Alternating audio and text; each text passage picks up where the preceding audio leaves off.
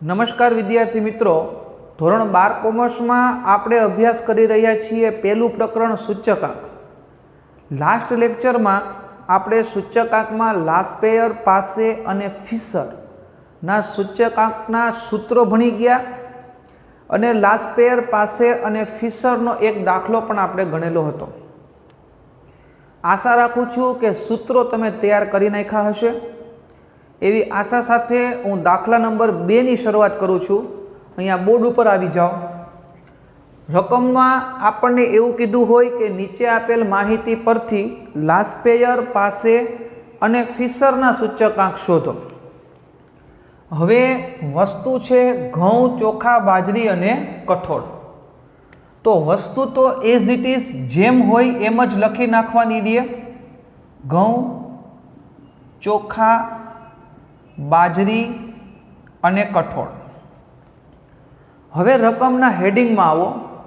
2008 अने 2003 तो विचारो तो 2008 छे ए नवुं वर्ष कहेवाय अने 2003 छे ए जूनुं वर्ष कहेवाय। तो 2003 छे ए आधार वर्ष कहेवाय अने 2008 छे ए चालू वर्ष कहेवाय, कारण के 2003 पछीनुं वर्ष 2008 छे। आ भूल थाय नहीं। बोर्डनी एक्जाम में एनो खास ख्याल राखजो। लास्ट लेक्चर में आपणे दाखलो गण्यो एमां 1998 ने 2004 हता। ते 1998 पहेला आप्युं हतुं ने 2004 पछी आप्युं हतुं। अहींया रकम में फेरफार छे। पहेला 2008 आप्या छे ने पछी 2003 आप्या छे। भूल खवડાવવા માટે આવું થઈ શકે, આપણે કન્ફ્યુઝ થવાનું નથી। 2008 અને 2003 બે વર્ષની કમ્પેરિઝન છે। 2008 છે એ નવું વર્ષ કહેવાય અને 2003 છે એ આધાર વર્ષ કહેવાય, જૂનું વર્ષ। હવે 2008 છે એ જો ચાલુ વર્ષ હોય તો ચાલુ વર્ષ બરાબર આપણે શું મૂકીએ છીએ? 1। ભાવ એટલે પ્રાઇસ એટલે P અને વપરાશ એટલે ક્વોન્ટિટી એટલે Q। હવે 2003 છે એ જૂનું વર્ષ છે, આધાર વર્ષ છે। आधार वर्ष बराबर आपणे शुं धारीए छीए? 0। भाव एटले प्राइस एटले P अने वपराश एटले क्वोंटिटी एटले Q। बधी वस्तुने संज्ञा आपी दीधी। हवे लखी नाखीए 12, 10, 13, 11, 9, 12, 7, 10, 15, 10, 8, 11, 14, 12, 10, 9। रकम में जे कोष्टक आपेलू हतुं एने आपणे संज्ञा स्वरूपे लखी लीधुं। हवे दाखला में आपणने लास्पेयर, पासे अने फिशर ना सूचकांक शोधवाना कीधा छे। आमां क्यांय भूल न करो ने बाळको, एनुं ध्यान आपजो, कारण के आ संज्ञा जो एकबीजी आडाअवड़ी लखाई गई ने तो आखा दाखलाना भूका बोली जशे। एटले धारणा खास याद राखवी। आधार वर्ष बराबर 0, चालू वर्ष बराबर 1, भाव अथवा तो किंमत बराबर P अने जत्थो अथवा तो वपराश बराबर Q। हवे मैं तमने सूत्रों याद राखवा माटे अने दाखलानी कोलमो बनाववा माटे शॉर्टकट आपेलो हतो लास्ट लेक्चर में। तमने याद ज हशे छतां पण कही दऊं। सौथी पहेलो शॉर्टकट 1000, पछी आपणी माहिती 1101। आपणी पासे बे ज चल छे P अने Q। ए मुकता जाओ एटले 4 कॉलम तैयार थाय। P1 Q0, P0 Q0, P1 Q1 अने P0 Q1। पहली बे कॉलम 1000 एटले लास्पेयर, पछीनी बे कॉलम एटले पासे 1101 वाली। गुणाकार करिए। पहली कॉलम छे P1 Q0। आ P1 छे, आ Q0 छे। 14 गुणिया 12 कैलकुलेटर पर करिए। 14 गुणिया 12 168। 12 गुणिया 10 120। 13 गुणिया 10 130। 11 गुणिया 9 एटले 99। गुणाकार करवामां एकदम निरात राखवी। बीजी कॉलम छे P0 Q0। आ P0 छे अने आ Q0 छे। आ बेनो गुणाकार करवानो छे। 15 गुणिया 14 210। 12 10 120, 10 8 80 અને 11 9 99. P1 Q1 આ P1 છે, આ Q1 છે. 12 9 108, 12 10 120, 13 7 91 અને 11 10 110. હવે P0 Q1 આ P0 છે, આ Q1 છે. 15 9 105 એટલે 135. હવે 12 10 120, 7 8 56 અને 11 10 110. ચારેયના ગુણાકાર કમ્પ્લીટ. હવે આ ચારેયનો આપણે શું કરવો પડશે? સરવાળો. Sigma P1 Q0, sigma P0 Q0, sigma P1 Q1 અને સિગ્મા P0 Q1. 4 કોલમના સરવાળા કરીએ. 168, 120, 130 અને 99, 517. ચેક કરી લઈએ. 168, 120, 130 અને 99 ઇઝ ઇક્વલ ટુ 517. હવે 210, 120, 80 અને 99, 509. ચેક કરી લઈએ. 210, 120, 80, 99 ટોટલ 509. હવે 108, 120, 91 અને 110, 429. ચેક કરી લઈએ. 108, 120, 91, 110 ટોટલ 429.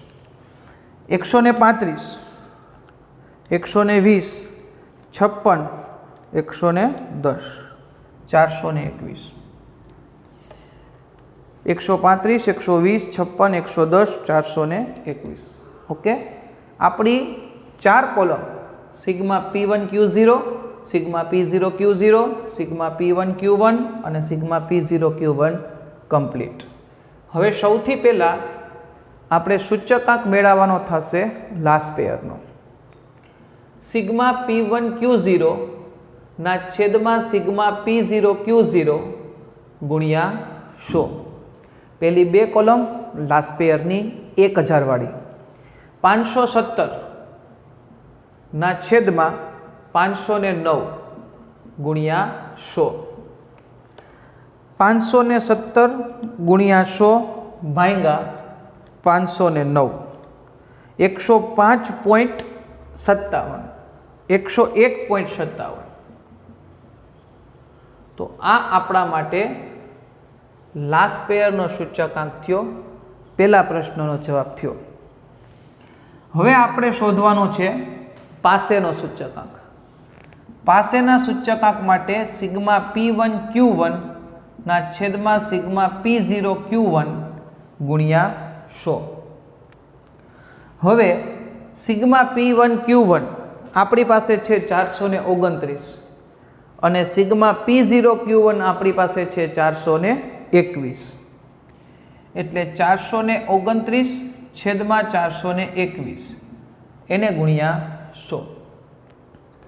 હવે 429 ગુણ્યા 100 ભાંગ્યા 421, 101.90. આ બીજો આપણો સૂચકાંક, પાસેનો સૂચકાંક. હવે એના આધારે આપણે મેળવવાનો છે ફિશરનો સૂચકાંક. ફિશરનો સૂચકાંક IF બરાબર સૂત્ર થાય વર્ગમૂળમાં IL ગુણ્યા IP. લાસ્ટ પેયરનો સૂચકાંક આપણે મેળવીને લઈ આવ્યા છીએ 101.57. એટલે મૂકીએ 101.57. પાસેનો સૂચકાંક આપણે મેળવીને લઈ આવ્યા છીએ 101.90. હવે આપણે એ બેનો ગુણાકાર કરીએ. 101.57 ગુણ્યા 101.90 એટલે 10,349. 10,349.98 હવે આ જે 0.98 છે એનો આપણે વર્ગમૂળ કાઢીએ તો 101.73 આ ફિશરનો સૂચકાંક એટલે કે IF। અહીંયા દાખલો પૂરો અને તમને માર્ક્સ આપે પૂરેપૂરા 5।